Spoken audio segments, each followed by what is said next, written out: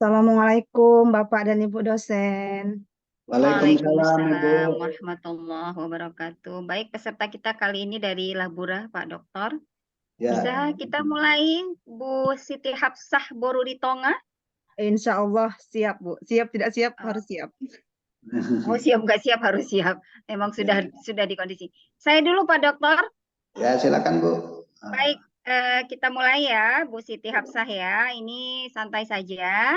Ya Karena Bu. pada dasarnya komprehensif ini kan berarti kita ngulang-ngulang kaji dari materi kita di pertemuan pertama sampai yang terakhir di LK10 ya, titik K ya, Bu Hafsah ya. Ya Bu. Baik Bu Hafsah. Bagaimana persiapan untuk kompre ini? Alhamdulillah sudah saya maksimalkan Bu. Sudah Mudah-mudahan dimaksimalkan. bisa Oke, menjawab Bu apa dari pertanyaan Hafsah. Ibu. Oke, baik. Sudah berapa tahun jadi guru Ibu? Sudah 15 tahun Bu. Masya Allah, sudah cukup berpengalaman jadi guru ya. Nah, baik. Masih ingat LK1 ya, Bu ya? Ketika menyusun KOSP, ada hal-hal yang Ibu lakukan atau Ibu amati, ataukah berdasarkan wawancara, atau merupakan refleksi diri Ibu sendiri gitu ya. Sehingga Ibu bisa mengidentifikasi, oh ini loh ada masalah di dalam pembelajaran di sekolah ini. Intinya setelah menyusun KWSP kemarin itu, kira-kira apa masalah yang dapat Ibu identifikasi dalam proses pembelajaran di sekolah itu? Yang ingin saya identifikasi permasalahan di sekolah itu yaitu mengenai hasil belajar anak didik yang berupa mengenal huruf hijaiyah di fase A, karena ada beberapa siswa itu yang belum tahu sama sekali huruf hijaiyah. Mungkin apakah dia karena tidak ikut TK atau bagaimana, saya pun ada memang yang tidak ikut TK gitu kan Bu, tapi ada juga yang ikut TK. Ada beberapa siswa yang sudah mengenal huruf hijaiyah dan ada yang hanya beberapa, dia itu hanya bisa menyebutkan entah 10 sampai 11, 15 gitu, Bu. Namun ada juga yang hafal sampai 30 huruf hijaiyah. Artinya bahwa salah satu masalah yang teridentifikasi oleh Ibu dalam proses pembelajaran itu apa ya, rendahnya hasil belajar siswa ya Bu ya, Iya, Bu. begitu ya. Iya, Bu. Jadi ketika Ibu menemukan itu gitu kan, maka kan Ibu sebagai guru kan harus melakukan berbagai inovasi ya, berbagai upaya agar masalah itu bisa selesai gitu ya Bu ya. Iya, Bu. Nah, jadi dalam uh, mengembangkan bahan ajar yang Ibu susun, nah, kita kan mengenal beberapa teori belajar ya sebagai dasar, sebagai landasan Ibu dalam mengembangkan perangkat pembelajaran atau apa yang kita kenal dengan modul ajar sekarang ya. Iya, Bu. Bisa Ibu jelaskan kepada saya apa saja teori belajar yang sudah Ibu pahami dan dari antara sekian teori itu mana yang Ibu jadikan landasan dalam menyusun dan rancangan pengembangan pembelajaran itu? Teori belajar behavioristik, kemudian teori belajar kognitivisme, kemudian teori belajar konstruktivisme, teori belajar humanis. Iya, Bu. Kalau salah Teori mohon belajar diapakan ya, Bu. Nggak apa-apa, lanjut. Kemudian yang saya pakai di modul ajar itu teori belajar behavioristik, yaitu yang mengutamakan kepada peserta didik untuk bagaimana meningkatkan kemampuan anak didik itu berdasarkan kemampuannya, berdasarkan minatnya gitu, Bu. Berdasarkan minatnya gitu ya. Iya, Bu. Kenapa Ibu memperhatikan minat peserta didik? Apa rupanya prinsip-prinsip merdeka belajar itu? prinsip-prinsip merdeka belajar.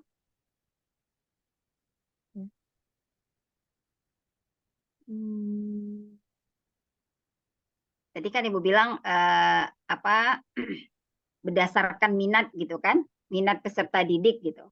Nah, tadi pertanyaan saya, kenapa Ibu memperhatikan minat peserta didik? Apa kaitannya dengan Merdeka Belajar nih, dari kurikulum Merdeka? Karena dengan kita memperhatikan minatnya, jadi mencari perhatian anak itu bagaimana minatnya itu untuk belajar itu jadi berkembang. Misalnya dengan kita menghadirkan media pembelajaran, dengan kita metode pembelajarannya seperti itu, Bu. Jadi anak-anak itu tidak monoton dengan seperti pembelajaran yang sudah lalu hanya dengan ceramah seperti itu, Bu. Iya. Jadi kalau kita lihat bahwa ada 5 ya, 5 prinsip Merdeka Belajar sebagai implementasi kurikulum Merdeka, Bu ya. Pertama, apa yang diperhatikan? Kondisi peserta didik, Bu. Kondisi peserta didik. Nah, oleh karena itu, pembelajaran itu harus sesuai dengan kebutuhan peserta didik kan? Iya, Bu. Jadi kita tidak boleh menyamaratakan semua peserta didik, begitu ya, Ibu Hafsah ya? Iya, Bu. Ya kan? Oke, kita lanjut ya, Ibu Hafsah. Saya buka dulu lembar penilaian Ibu Siti Hafsah. Oke, Bu Siti Hafsah tadi sudah identifikasi, sudah teori, dan dalam mengembangkan. Baik, tadi rendah ya, rendahnya minat belajar. Maka dari rendah minat belajar ini, apa yang kemudian Ibu ingin capai? Yang ingin dicapai yaitu meningkatkan kemampuan anak didik agar mampu mengenal huruf hijaiyah. Oke, berarti itu tujuan pembelajaran Ibu? Iya, Bu. Tujuan pelajarannya apa tadi? Bisa diulang?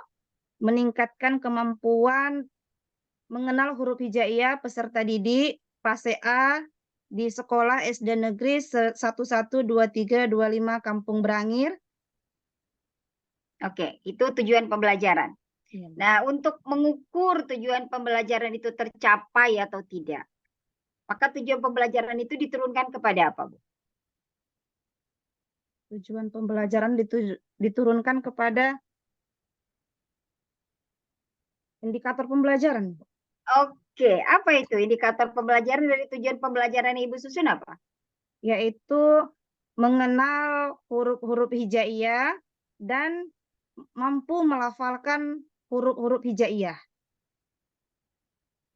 Pertama, mengenal huruf Huruf hijaiyah. hijaiyah. Kemudian Kedua, mampu melafalkan huruf-huruf hijaiyah dengan fasih. sama berarti tujuan pembelajaran yang pertama, tujuan pembelajaran dengan indikator pertama sama ya, mengenal ya. Iya, Bu. Baru kemudian mampu melafalkan. Iya, Bu.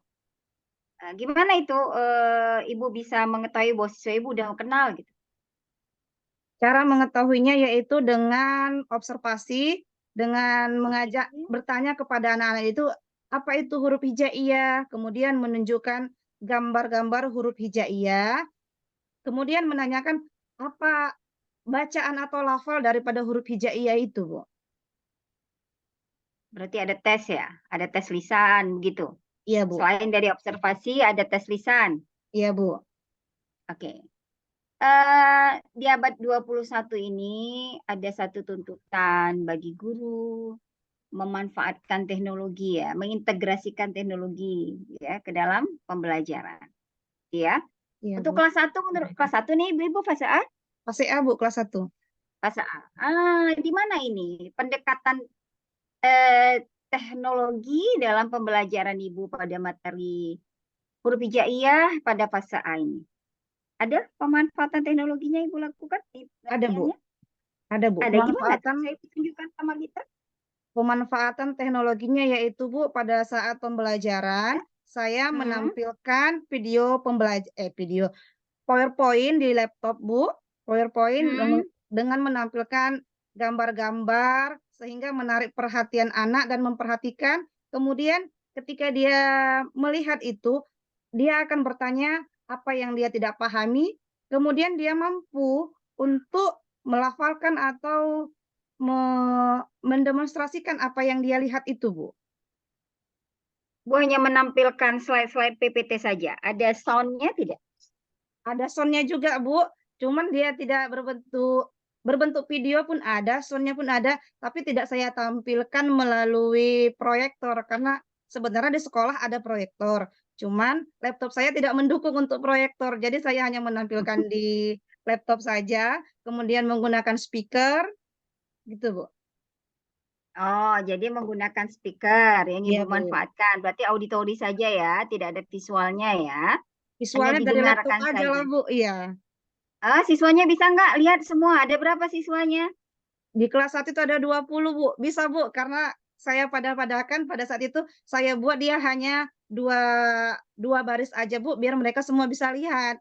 Memang kepala sekolah sudah menyarankan, Oh, "Bu, ada proyektor," kata kepala sekolah. "Iya, Bu, tapi laptop saya tidak mendukung," gitu, Bu. kenapa tidak mendukung itu? Karena tidak bisa disambungkan, begitu?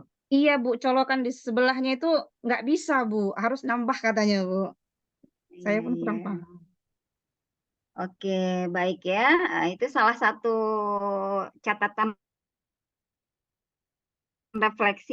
Guru dalam kurikulum Merdeka itu harus melakukan refleksi ya Bu ya, harus menjadi pribadi yang reflektif, selalu merefleksi apa yang telah dilakukan. Dan nanti lulus PPG bisa beli laptop baru ya, atau Amin. alatnya Iya, Bu, iya, Bu. yang bisa proyektor infocus begitu ya. Baik ya, jadi masih memutarkan tapi tidak memutarkan layar LCD ya, hanya masih laptop saja begitu ya Bu ya. Iya, Bu. Ya, oke, baik. Siswa Ibu sudah akrab dengan teknologi, HP misalnya? Sudah, Bu. Sudah maju ya siswanya ya? Cuman, Bu, di tempat saya terkendala dengan jaringan. Jadi Oh, kalau tapi handphone sudah akrab nih, sudah, Bu, anak-anak Ibu. Sudah. sudah sudah. Adakah Ibu memanfaatkan itu nih? Suruh bawa handphone ke sekolah tidak, Bu, ataupun membuat link untuk tontonan di sekolah di rumah tidak, Bu. Tidak. Oh, kenapa? Karena masyarakat di sekitarnya pun tergolong masyarakat kelas bawah, Bu. Jadi anak-anak ini pun kalau diminta sama orang tuanya untuk beli paket data, untuk mengerjakan tugas itu memang mungkin sebentar gitu, tapi lebih banyak kepada bermainnya, sehingga banyak orang tua yang berkomentar negatif gitu, Bu. Ya, ya, ya, ya. Berarti bukan tidak mau, Bu ya, tapi Ibu sudah lihat situasi dan kondisi ya. Iya, Bu. Dan kondisi tak memungkinkan. Tapi masih fase A ya. Iya, Bu. Baik. Jadi, baik. Pertanyaan saya selanjutnya ini, Ibu. Jadi kalau mengenai asesmen, dokter akan melanjutkan. Untuk kelas 1 dengan materi huruf hijaiyah, bagaimana Ibu menumbuhkan budaya literasi di kalangan siswa Ibu? Menumbuhkan budaya literasinya yaitu dengan membiasakan mereka, mengajak mereka untuk bernyanyi, Bu. Karena di awalnya itu terkadang saya putarkan, apa namanya, video pembelajaran dari speaker gitu kan, Bu, sebelum terkadang pernah dimulai dengan itu, menampilkan itu, mengajak mereka untuk menyanyikan huruf-huruf hijaiyah itu, sehingga mereka itu akrab di telinga gitu, Bu. Literasi atau auditori itu ya? Auditori. Iya, literasi itu kan membaca ya, Bu. Bagaimana Ibu mengembangkan budaya membaca siswa, baca Iqra itu gimana? Apakah ada jadwal di kelas Ibu buat sebagai guru mata guru PAI setiap Jumat bawa Iqra kita baca bareng-bareng, ada nggak itu? Tidak ada, Bu. Cuman hanya Mhm. memberikan mereka kesempatan itu karena masih di kampung kan, Bu, mereka itu Hmm. setiap malam masih mengadakan pengajian pada saat maghrib. Oh, berarti dianjurkan mereka ikuti pengajian itu ya? Iya, Bu. Begitu ya? Oke. Baik. Kelas 1 fase A sudah bisa Ibu ajak untuk berpikir HOTS atau tidak? Sudah, Bu. Sudah. Sesuai dengan fasenya ya, jangan Ya, hot-hot Bu. kali ya kan? Iya, Bu. Nah, apa contohnya? Contoh konkret dari segi apa ya? Metode atau materi Dari yang mengembangkan hot siswa itu apa? yang mengembangkan hots itu yang pertama saya buat itu dari pertanyaan pemantiknya, Bu. Karena huruf hijaiyah itu ada berapa? Ada yang menjawab 28, ada 29, ada 30. Jadi itu kan, Bu, Hmm. membuat daya pikir Anda itu kenapa bisa 28, 29 atau 30. Nah, jadi saya jelaskan di situ, Bu, kalau 30 itu kan semua mulai dari alif sampai dengan ya. Sementara 29 itu huruf lam alif tidak diikutkan. Kenapa lam alif itu tidak diikutkan? Jadi Anda akan berpikir, Bu, oh karena lam alif itu merupakan penggabungan dari huruf lam dan alif. Lalu kenapa yang ada 28? Karena 28 itu hamzahnya tidak diikutkan. Jadi anak-anak berpikir, kenapa hamzah tidak diikutkan, Bu? Sementara di Al-Qur'an kan ada. Jadi huruf hamzah itu disamakan dengan huruf alif. Seperti itu, Bu. Oke, begitu ya cara menjelaskannya ke siswa ya. Iya, Bu. Gitu ya Pak Ibu Siti Hapsah ya. Baik. Yang terakhir mungkin berkaitan dengan PTK ya, Bu Siti Hapsah Ritonga ya. Iya, Bu. Kok jadi ke PTK? Maaf, modul project. Maaf Pak Dokter, salah. Modul project. Apa project Ibu? Kearifan lokal, Bu. Kearifan lokal apa? Berkenaan dengan apa? Apa proyek yang dilakukan? Berkenaan dengan apotik hidup. Karena saya tinggal di bagian pedesaan, jadi lahan itu masih kebetulan di belakang sekolah masih ada lahan yang kosong, jadi kita akan memanfaatkan itu agar anak-anak itu terbiasa untuk membangun kearifan di lokal atau memanfaatkan lahan yang masih kosong itu, Bu. Eh, Kalau kearifan lokal itu apa masuk apa apotek hidup? Iya, Bu. Setahu saya iya, Bu. Ibu udah baca nggak itu catatan saya itu di LK modul ajar Ibu? LK modul ajar. Ya, karena sempat juga itu kemarin terpikir oleh saya ya bahwa apa kearifan lokal itu sebenarnya berkenaan misalnya kalau makanan tradisional, adat, budaya gitu ya. Kalau potik hidup itu secara lebih spesifik kepada apa namanya itu hidup keberlangsungan ya. Tapi nanti bisa Ibu pelajari lagi itu dia ya. Berarti kearifan lokalnya di mana nih dengan apa tumbuh-tumbuh apa namanya tadi? Apotik hidup, iya, Bu. Apotek hidup tuh di mana nih nilai-nilai kearifan lokal yang mau Ibu tanamkan di situ? Nilai-nilai kearifan lokalnya yaitu kita itu sebagai manusia harus arif dan bijaksana. Jadi kalau ada lahan yang kosong itu jangan dibiarkan hanya seperti itu aja, nggak dimanfaatkan gitu, Bu. Oh, jadi pemanfaatan apa ya? Apa namanya pemanfaatan lahan kosong tadi ya?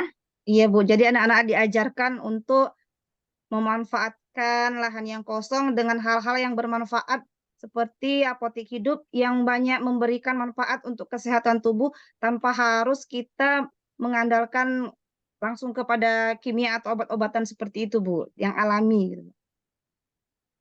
Ya, baik. Profil Pancasila seperti apa yang mau dilahirkan dengan proyek Ibu ini? Profil yang saya lahirkan yaitu yang kemarin ya. Profil Pancasila beriman dan bertakwa kepada Tuhan Yang Maha Esa dan berakhlak mulia, kemudian bergotong royong dengan cara berkolaborasi dan satu lagi, saya lupa satu lagi, Bu. Ya, memang sebenarnya nggak usah banyak-banyak ya kan? Iya, Bu. Karena kalau banyak-banyak nanti malah Ibu akan kesulitan itu untuk mencapainya gitu. Baik ya, Ibu Siti Hapsah. Pak Dokter, waktu saya sudah habis atau masih ada ya Pak Dokter? Agak terburu-buru kami ini. Saya pikir bisa dilanjutkan Pak Dokter dulu, nanti kita akan lanjut lagi ya, Bu Siti Hafsah. Iya, Bu. Sebelum di ini, mohon dicatat Bu Siti Hafsah. Iya, Bu.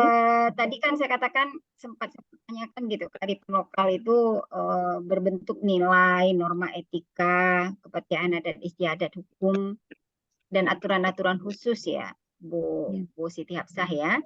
Jadi nanti kalau memang proyeknya itu membuat apotek hidup, Iya, Bu. mungkin Ibu bisa menggantinya dengan elemen dan subelemen yang lain gitu. Misalnya keberlangsungan hidup atau apa gitu. Yang lebih relevan lah, yang lebih cocok dia dengan elemen dan subelemen yang Ibu pilih ya, Bu ya. Iya, Bu. Iya, Bu. Jadi proyeknya itu gitu. Oke, saya pikir itu Ibu Siti Hafsah.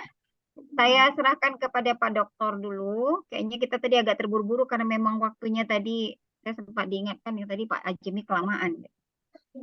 Nanti kita akan perdalam lagi setelah dengan Pak Dokter. Demikian ya Pak Dokter ya. Ya Bu. Terima kasih waktunya. Saya Saya lanjutkan.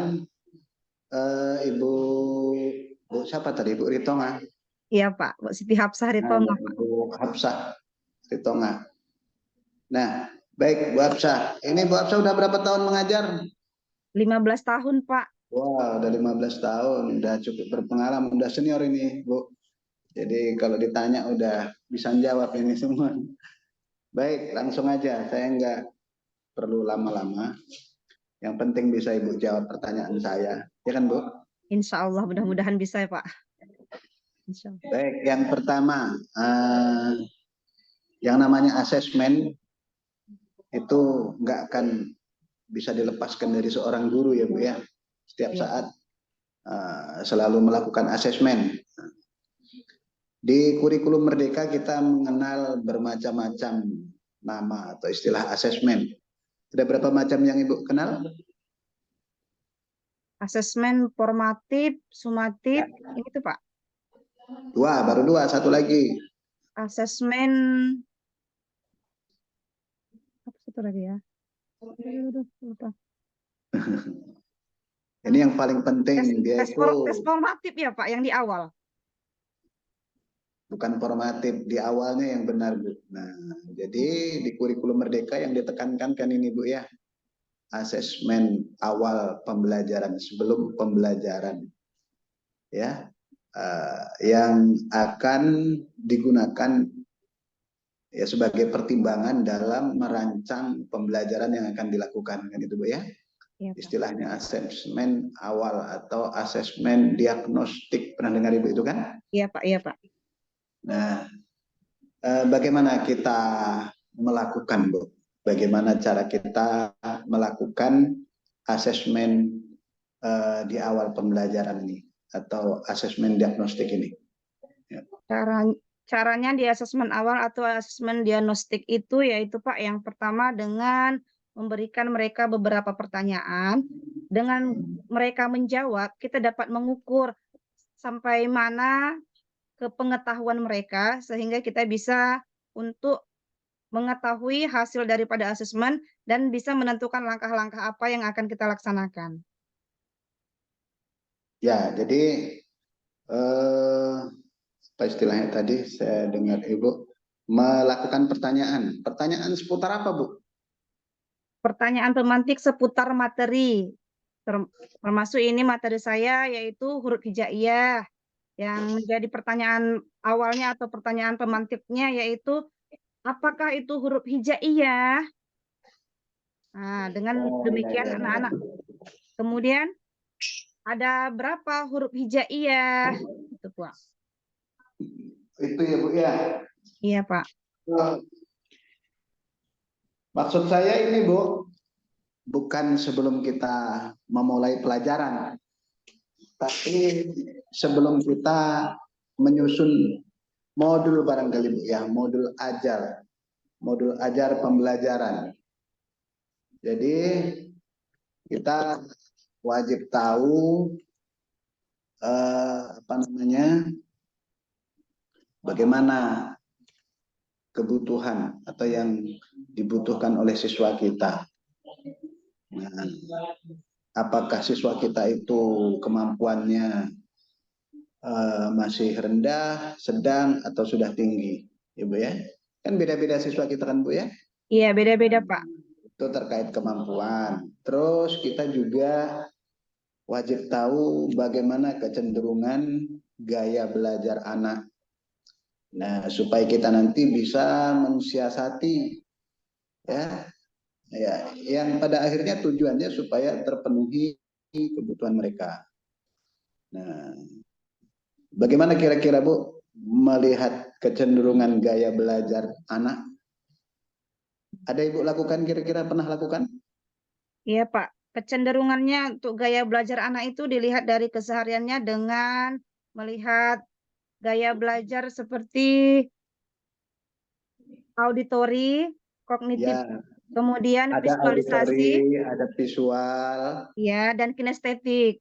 kinestetik. Nah, cara mengetahuinya itu Bu, gimana caranya? Cara mengetahuinya dengan kita menampilkan video, melihat apakah mereka itu mau nggak untuk belajar itu menggunakan auditor, melihat video. Kemudian yang auditori, apakah anak-anak ini lebih cepat dengan auditori atau harus dengan ada sentuhan. Jadi dengan kita memberikan materi-materi seperti itu, kita akan melihat kecenderungan kemana anak-anak ini, sehingga di materi yang mau kita ajarkan nanti, cara belajar yang seperti apa yang harus kita tampilkan. Dan saya itu Ya, menampilkan sekaligus ketiganya, Pak.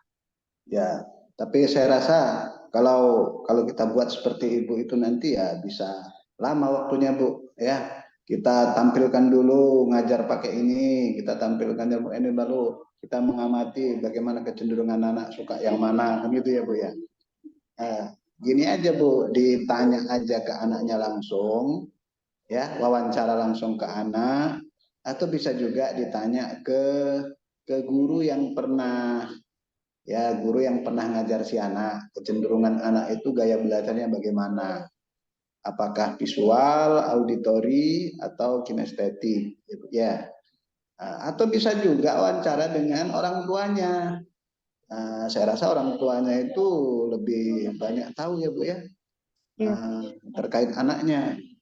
Jadi ada bisa bertanya langsung ke anak, wawancara ke guru yang pernah mengajar anak tersebut, bisa juga ke orang tua anak.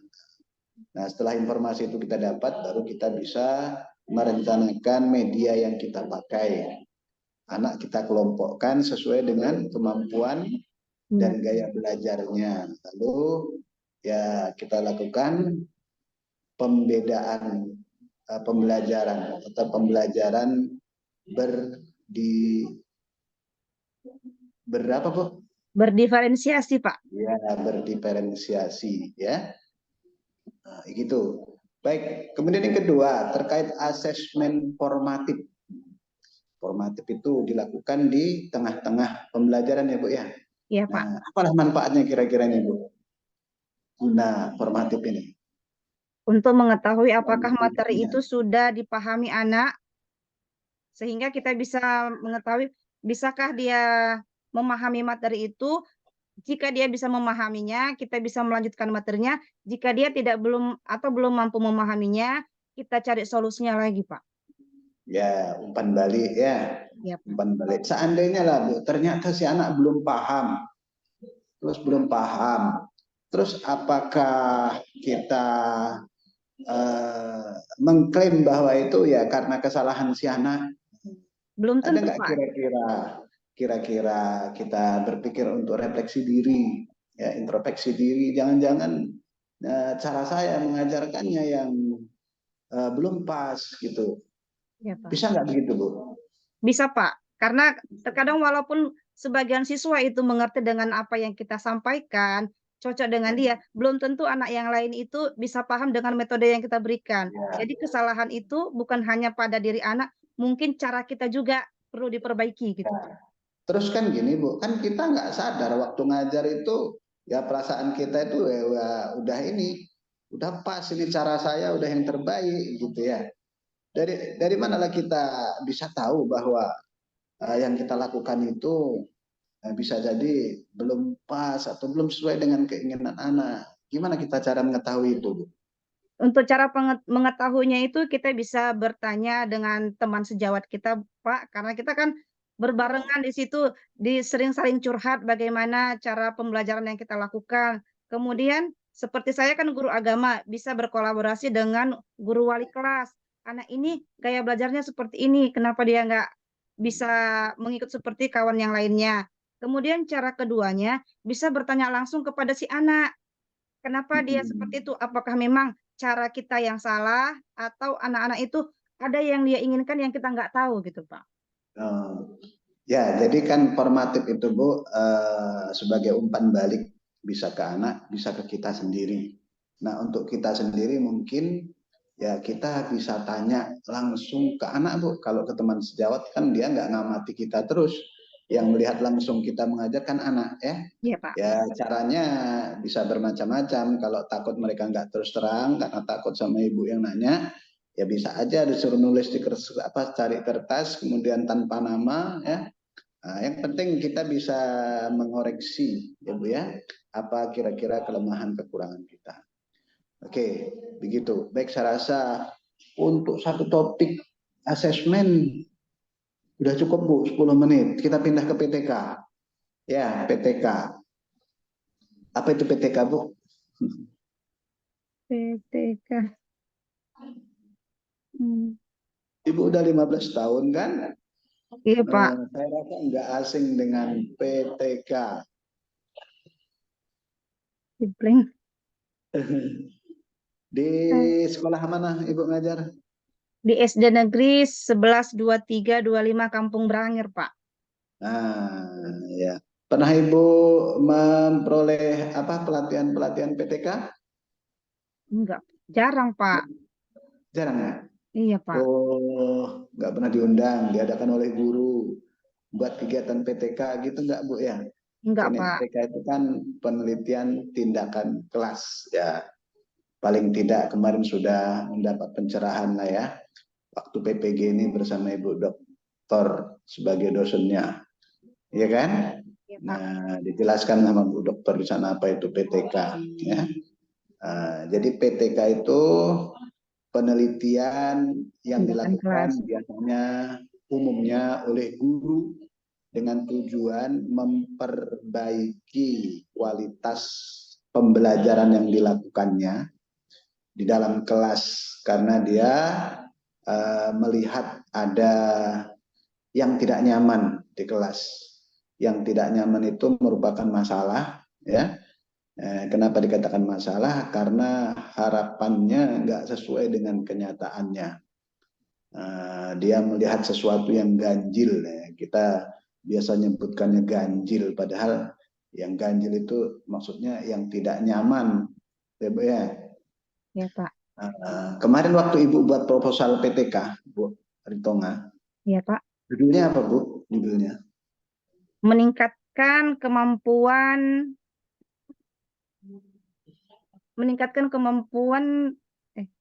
apa ya? Meningkatkan kemampuan mengenal huruf hijaiyah dengan menggunakan media kartu bergambar pada SD Negeri 112325 Kampung Brangir, Kecamatan Nas 910, Kabupaten Labuhan Batu Utara, tahun ajaran 2023-2024, Pak. Ya, meningkatkan apa tadi, Bu? Kemampuan mengenal huruf hijaiyah. Kemampuan mengenal. Ini kelas berapa, Bu? Kelas 1, Pak. Oh, kelas 1 itu masih banyak ya siswa yang belum kenal huruf hijaiyah. Iya, Pak. Seharusnya gimana, Bu? Selayaknya kalau kelas 1 itu? Selayaknya kalau sekedar mengenal seharusnya mereka sudah bisa, Pak. Gitu ya. Ini kenyataannya banyak yang belum bisa. Iya, Pak. Dari mana Ibu tahu itu anak-anak masih banyak yang belum bisa? Dari proses pembelajaran ketika saya sebutkan apa itu huruf hijaiyah, coba sebutkan gitu kan, Pak. Ya. Ada 5 orang, mereka memang bisa melafalkan huruf hijaiyah dengan pasti mulai dari alif sampai dengan ya. Kemudian ada sekitar 10 orang itu dia bisa menyebutkan huruf hijaiyah itu hanya sekitar 15. Itu pun dia masih balik-balik, Pak, nggak berurutan. Dan ada Oh, 3 orang sama sekali mereka tidak tahu, Pak. iya, iya, iya. Itulah masalah yang Ibu lihat, ya. Iya, Pak. Masalah yang Ibu alami. Selanjutnya, berdasarkan masalah tersebut, Ibu punya ide tindakan, ya, tindakan untuk menyelesaikan masalah tersebut. Nah, ide tersebut adalah apa tadi, Bu? Penerapan Media pembelajaran dengan kartu bergambar, Pak. kartu bergambar, ya Bu ya. Iya, Pak. Pertanyaan saya selanjutnya, apa alasan Ibu media kartu bergambar ini kok dianggap akan dapat meningkatkan apa tadi Bu? Meningkatkan Kemampuan kemampuan mengenal huruf hijaiyah. mengenal. Ya, kenapa juga jelaskan Ibu? Karena kartu bergambar itu kan mereka dapat melihat dengan kita buat kartu bergambar, kita pegang dengan gambar, jadi itu menarik perhatian mereka, bukan hanya melihat di buku saja, Pak. Jadi dengan kartu bergambar itu kita bagi kelompok kepada anak-anak itu kan, ayo masing-masing kelompok ambil kartu bergambar ini, kemudian kawannya yang lain itu menyebutkan apa yang di tangan kawannya, apa yang ada di gambar itu. Jadi secara bergiliran dalam kelompok itu mereka saling menyebutkan dan yang sudah paham, yang sudah mengerti yang 5 orang tadi ini bisa sebagai penuntun atau tutor sebaya untuk temannya di kelompok itu agar temannya lebih cepat untuk mengenalnya. Kemudian hasilnya nanti itu bisa kita tampilkan di depan kelas per kelompok secara bergantian untuk menyebutkan apa itu huruf-huruf hijaiyah. Oh, gitu ya Bu ya. Intinya anak beraktivitas juga ya Bu ya. Iya, Pak. Bukan hanya melihat yang ada di buku. Iya, Pak. Cuman apa rupanya Bu menariknya gambar tadi? Kalau huruf hijaiyah yang di buku lah katakan huruf alif kan tegak begitu saja. Di gambar itu Ibu juga buat huruf alif kan nggak berubah. Begitu juga. Apa yang menarik? Ada lebih Begitu menarik juga, kan? Pak. Iya. Tetapi kan dengan mereka melihat begitu, kalau lu lihat di buku terkadang itu membosankan, nengoknya pemandangannya buku. Jadi dengan berinteraksi dengan kawannya, itu bisa menimbulkan stimulus untuk dia, "Oh, kenapa kawanku bisa? Dia dengan memegang seperti ini, apa yang dia pegang ya? Kenapa warnanya berbeda?" Atau ditambah lagi dengan gambar-gambar di sebelahnya seperti entah dedaunan, jadi menarik perhatian dia, Pak. Ya, ada inovasi Ibu ya.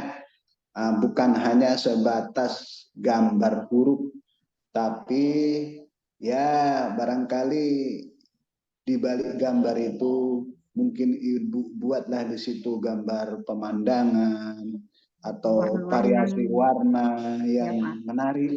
Jadi awalnya anak-anak itu tertarik dengan tampilan kontras warna misalnya, tapi ujung-ujungnya tujuan kita adalah supaya dia mengenal huruf. Huruf hijaiyah. Huruf didominankan di situ ya, Bu ya. Iya. Baik, itu seharusnya kita tuliskan Bu di posisi kerangka berpikir ya. Jadi kerangka berpikir itu menjelaskan bagaimana keterkaitan antara metode yang kita tawarkan dengan masalah yang ya akan kita selesaikan gitu. Oke, kemudian di PTK ini Bu ada istilahnya siklus ya Bu ya. Iya, Pak. Siklus. Walaupun Ibu mungkin belum pernah mencoba, tapi Ibu sudah pernah mendengarkan dari penjelasan Ibu dosen. Ya, siklus dalam sebuah siklus itu langkah-langkahnya apa aja? Ada berapa langkah dalam satu siklus? Ada yang pertama itu perencanaan, Ya, yang betul. kemudian pelaksanaan, Hmm, kemudian pengamatan, dan yang ya, terakhir itu evaluasi. evaluasi atau refleksi. Refleksi ya Bu ya. Perencanaan itu isinya apa kira-kira Bu? Perencanaan itu isinya yaitu merencanakan tindakan apa yang kita lakukan terhadap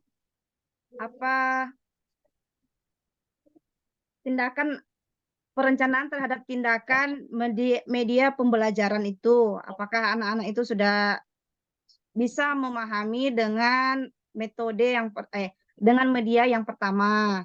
Kemudian setelah direncanakan, kemudian dilaksanakan berdasarkan tahapan-tahapan kartu pembelajaran tersebut.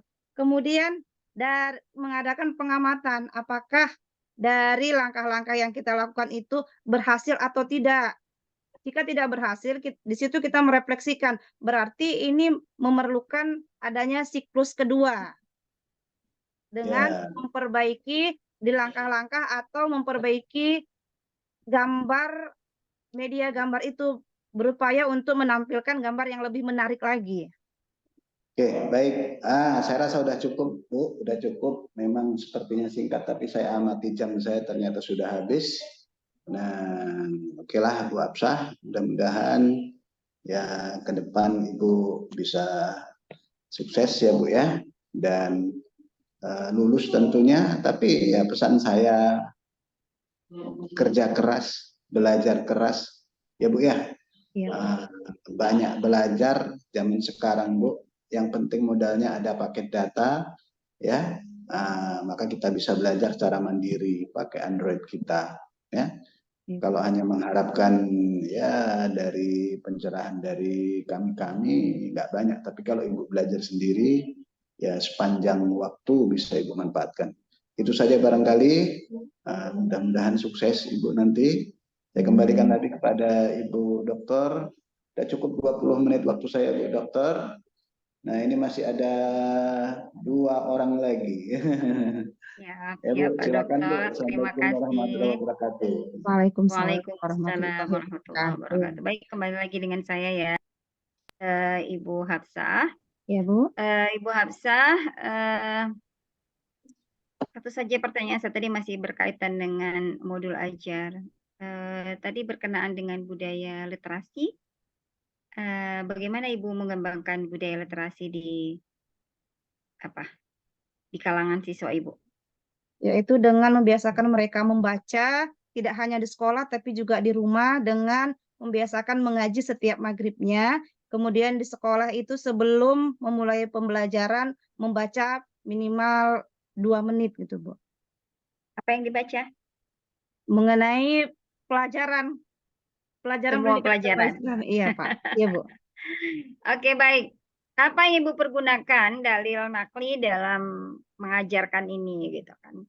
Ya memang nggak diajarkan sama anak kelas 1, tapi kan paling tidak sebagai guru Ibu harus paham ya. Apa ayatnya?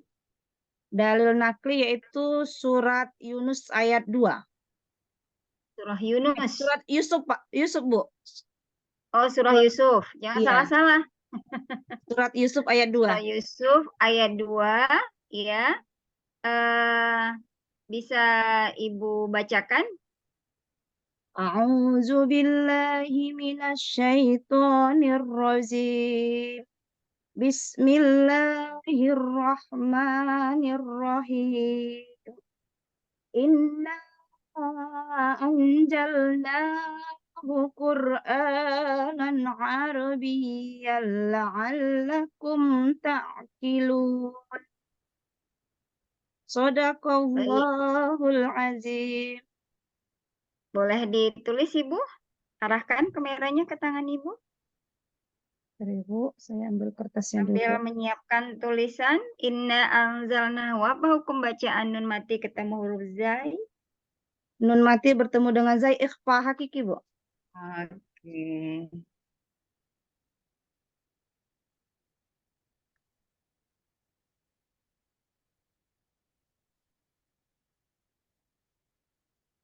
Ibu. Belum terlihat kertasnya Ibu. Kurang rendah kameranya. Kurang rendah ya, Bu? Ya.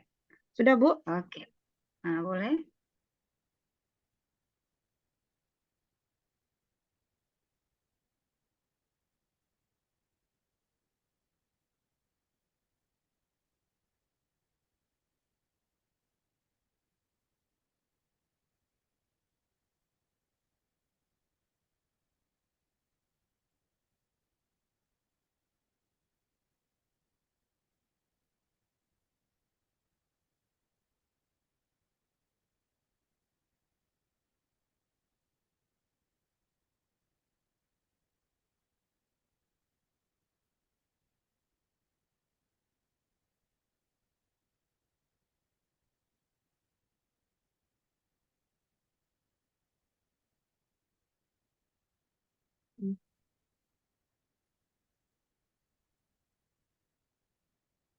Maaf ya Bu, ini ada coretannya ya Bu. Oke, nggak masalah. Ada apa?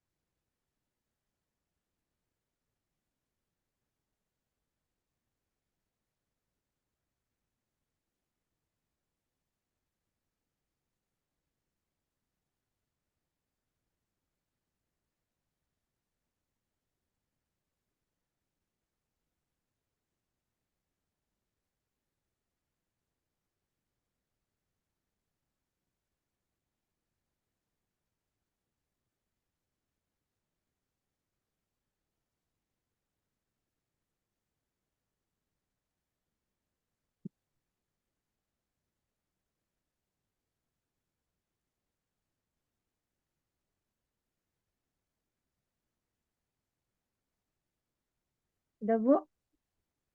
Boleh di Zoom? Mundurkan sedikit Ibu. Mundurkan ke muka Ibu, letakkan. Nah, Naik gini, ke Bu. atas. Oke, sebentar.